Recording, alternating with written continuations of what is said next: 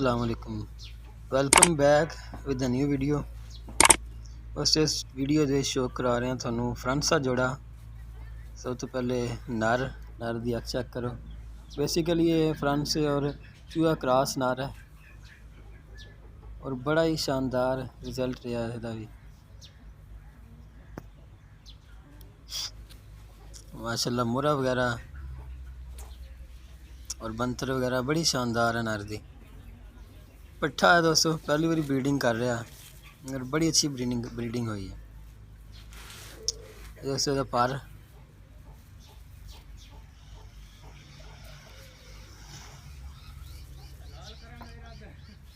अच्छे पर कुंदे का मालिक है और बड़ा ही वेटलेस कबूतर है। भारा नहीं है, बिल्कुल वजूद हल्का वजूद का कबूतर है और कस बड़ी है पर दे। बाकी दूसरी साइड का कुंदा दोस्तों, दूसरी साइड कुंदा भी बिल्कुल सेम और बड़ा अच्छा कुंदा लगा है इन्हें। और अगे जो बच्चे हैं उन्होंने भी बड़ा शानदार कुंदा लगा है। और ये दुम बंद है बिल्कुल।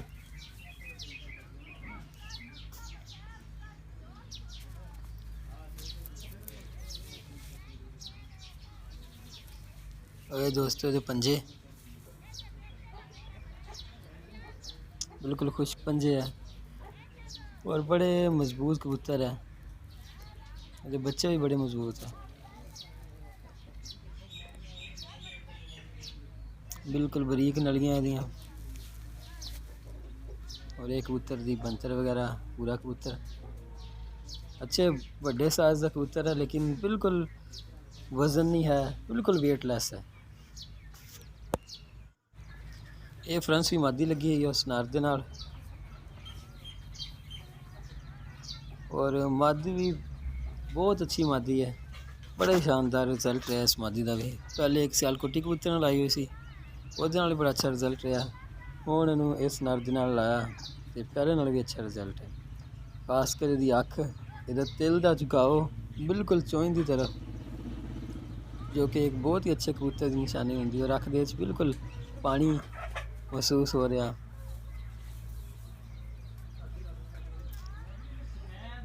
और अख बिल्कुल तार है। बड़ी अच्छी अख है इस मादी की। और अगे बच्चों ने बहुत शानदार अखा बनाई हुई दोस्तों। दी अख मादी की ज़रात बड़ी अच्छी है।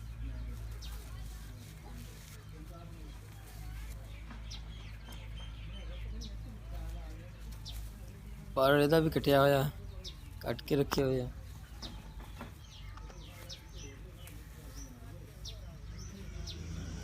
और बड़े अच्छे पर कुंदे की मालिक है मादी की। नर ज़्यादा वड्डे वजूद का है, इस वजह तो मादी बिल्कुल छोटे वजूद की ला के मैनेज किया है। और अगे बच्चे बिल्कुल परफेक्ट साइज के एक उड़न वाले बच्चे बने हुए हैं। बड़ी अच्छी कस है पर्दे भी। और ये धूम बिल्कुल छोटी जी धूम और बिल्कुल बंद धूम है, एक पत्ते की बिल्कुल धूम है। और ये पंजे, ये भी पंजे कुछ गहरे पंजे और बरीक नलियां, कोई एक्स्ट्रा गोश्त वगैरह नहीं है।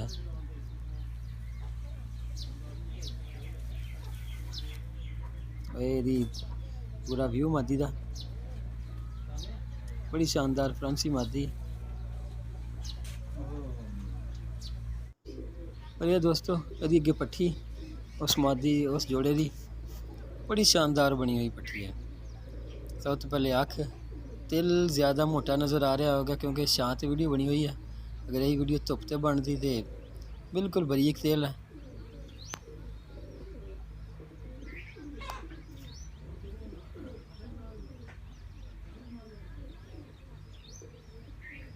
और बड़ा ही अच्छा है, इस बड़े अच्छे बच्चे बड़े हैं।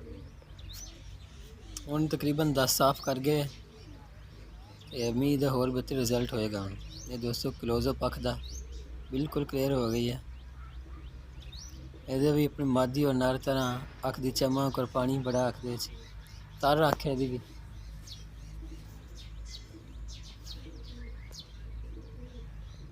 बड़े खूबसूरत और बड़े अच्छे पर कुंदे कबूतर बने हैं।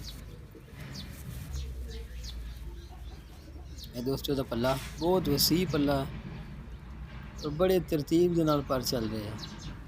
बड़ा शानदार कुंदे के मालिक है। वो पर दी चौड़ाई बड़ी शानदार है।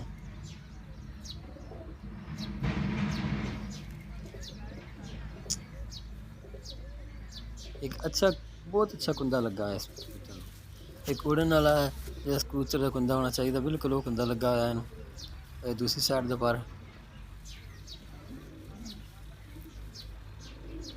सेम पर है, कोई पर डिफरेंस नहीं है। ये भी तकरीबन 9-10वां बराबर, 8वां थोड़ा या छोटा।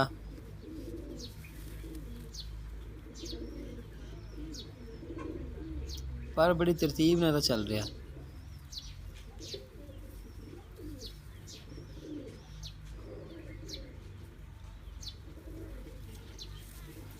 और इसी वजह तो शानदार उड़े भी बड़े शानदार है और वापसी भी बड़ी अच्छी है इस कबूतर दोस्तों।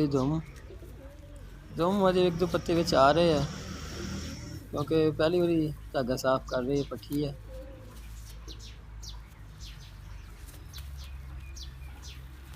और ये इन्हों के पंजे भी बड़े शानदार है, बिल्कुल खुश गहरे। और इन्होंने भी कोई एक्स्ट्रा गोश्त वगैरह नहीं है। एक अच्छे कबूतर दे ना और हड्डी जोड़ इन्होंने बड़े परफेक्ट है इस कबूतर इन्हों दे अच्छे साइज दे कबूतर है। ये दोस्तों पट्ठा पहले पट्ठी शो कराई सी, ये पट्ठा है। ये ओदे नाल भी शानदार है, उस पट्ठी नाल भी शानदार है पट्ठा बनया हुआ। ये ज़्यादा मादी दे उत्ते है लेकिन अख का स्ट्रक्चर तकरीबन सेम है दोनों ही, पट्ठे और पट्ठी का।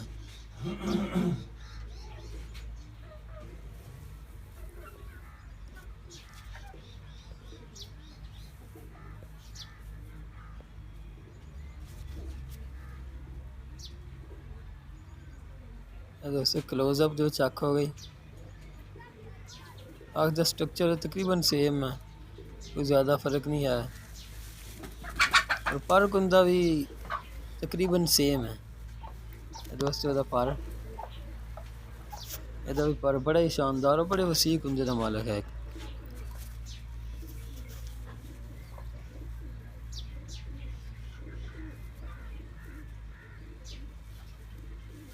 और 9वां पर इहदा टुट गया सी, इस वजह तो मैं खिंच दिता ताकि 8वां पर ताकि दोबारा आ जाए। बाकी बड़ा शानदार कुंदा और बड़ा ही प्यारा। बगलां अजे बच्चियां वालियां जो वो साफ नहीं कीतियां, आखिरी 2-3 पर मैं खिंच के साफ किए थे। मैं क्या चलो अगे उड़ाना है तो काम आएगा।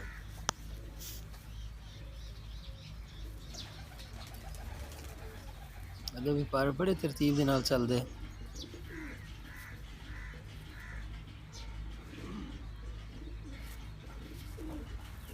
और ये दुम भी बंद है, सिर्फ जोर मार रहा, कभी फड़े नहीं हाथ में जोर मार रहे, इस वजह तो दुम खुल जाती।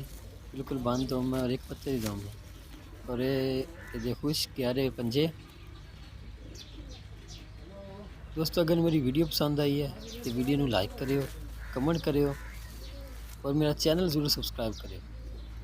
बहुत शुक्रिया सारे दोस्तों का।